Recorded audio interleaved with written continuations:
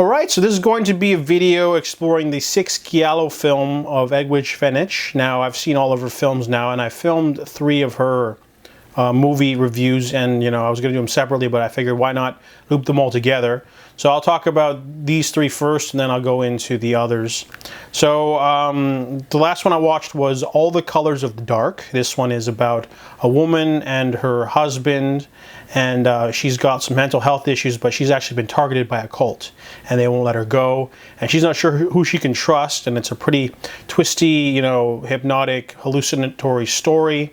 I like the story of like the cult not letting her go, because there's like certain twists thrown in there, and it's kind of a different kind of Giallo. It's it's definitely got some cool action sequences at the end there. I really enjoyed this one. This one's not too amazing, but I like the different plot. Like cult stuff isn't too prevalent in Giallo films that I've seen so far.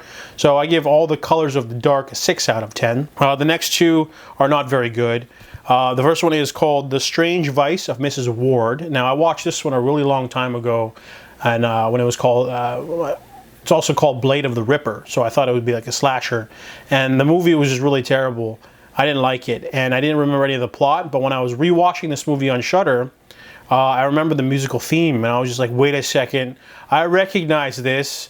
And then, of course, I found out that, this movie is also called Blade of the Ripper. I've seen it before. I didn't like it, so I didn't really rewatch it. So I'm not going to give this movie a rating, because it's unfair to give it a 0, because I haven't seen it since high school. But unrated right now for The Strange Vice of Mrs. Wardh.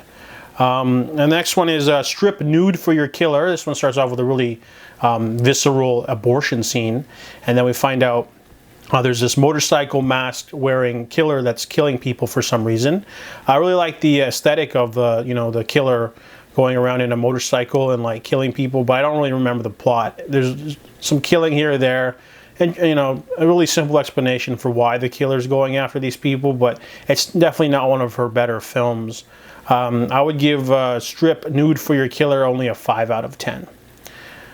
So then next up we'll have 3 other reviews for following films. 5 Dolls for an August Moon has a really great concept. It's about 3 businessmen who lure an inventor to an island for a getaway. However, they trap him there because they want to get a deal with him, because he has invented a revolutionary resin that will change the market. So they each bring checks worth $1 million. They're trying to bribe him, and he thought it was a vacation, so he doesn't want to be there. However, they send away the boat, and now we have 4 men and 4 women and some staff on an island by themselves. And this movie, has a great concept. All these people are trapped in an island, and then they start dying one by one. However, the movie doesn't treat it very scary. After the first person dies, it's like a staff member. They don't really care. They just shove the body in the freezer, and they're like, uh-oh. And then as more people get killed, they just start putting them in the freezer, and they don't really seem to care. And the movie gets really ridiculously convoluted in its plot. The movie, like, literally in the finale just bends itself backwards to the point of just ridiculousness. And this is definitely not one of Mario Bava's better works. This is definitely one of his lesser works. It even has Edwige Fenech in it. She's ridiculously beautiful, but she's not the main character. So she's not in it very long. And so, like, honestly, the movie just it rubbed me the wrong way, because it has a really great concept of people trapped on an island, but then it just doesn't do anything with it. The kills aren't really inventive. This one's rather really terrible. So I give $5 for an August Moon a 3 out of 10. The Case of the Bloody Iris is actually a really good movie. Most Giallos that I watch are kind of pedestrian-like, but this one was really memorable because of the characters and the story. We're following a young woman who lives in this new apartment building. However, she was part of a cult, and she's able to escape the cult. However, the cult leader is after her, so she's got a stalker.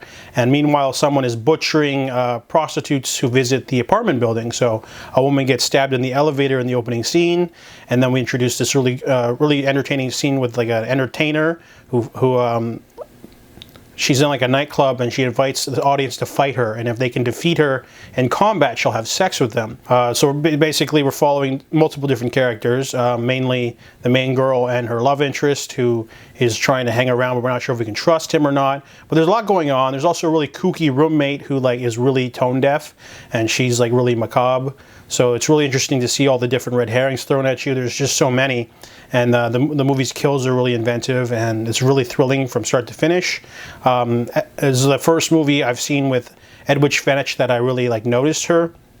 She's really beautiful in this movie, and so are the other women too. But like, you know, she's only in a couple Giallo films, so this one was the first notable one for me. I really liked her in this movie. The whole cast does a good job. Really great twists, and it's thrilling from front to finish, probably because it has all those extra subplots in the movie, so that kind of makes it a more memorable one than normal. So I give Case of the Bloody Iris a 7.5 out of 10. Your Vice is a Locked Room and Only I Have the Key is a really strange Giallo film. It is about a writer who wrote some books, however he's got writer's block. He has not written a book in 3 years and lives with his wife in this big castle that she inherited from her family, and every once in a while he throws these raging party orgies and embarrasses her in front of other people, all these hedonistic types, so she doesn't quite care for that. Also, there's this really obtrusive cat that always attacks her, and she's, you know, having enough of this. However, a woman ends up dead, and the police suspect the husband, so he's trying to deal with this because he's a bit of a weird, oddball recluse that's known for being really hedonistic, and she's there too. However, another character ends up dead, and the police are sniffing around. There's not too much in terms of intrigue this time around. Once we get to the finale, they have some Edgar Allan Poe vibes here and there, but overall this movie just I don't know, there's just something off about it. The plot doesn't really kick in until maybe the third act, and the rest of the movie is just sort of him abusing her physically and sexually, and it's not very interesting. And they do throw in a salacious sort of inclusion of the beautiful Edwige Fenech. She shows up as the niece of the husband, and she's beautiful as always, but yeah, besides that, the movie doesn't have much else going for it. It's got a pretty ridiculous ending too, but overall, you know, it's got plenty of, you know, sex and violence, backstabbing and betrayals, but nothing too memorable this go around. So I give Your Vice is a Locked Room and Only I Have the Key a 5 out of 10. And that concludes my 6 reviews of the Giallo films of Edwige Fenech. Beautiful actress. You know, not all of the films are great though. I only enjoyed like mainly 2 out of them, but not a big deal. Definitely worth checking out. Yeah.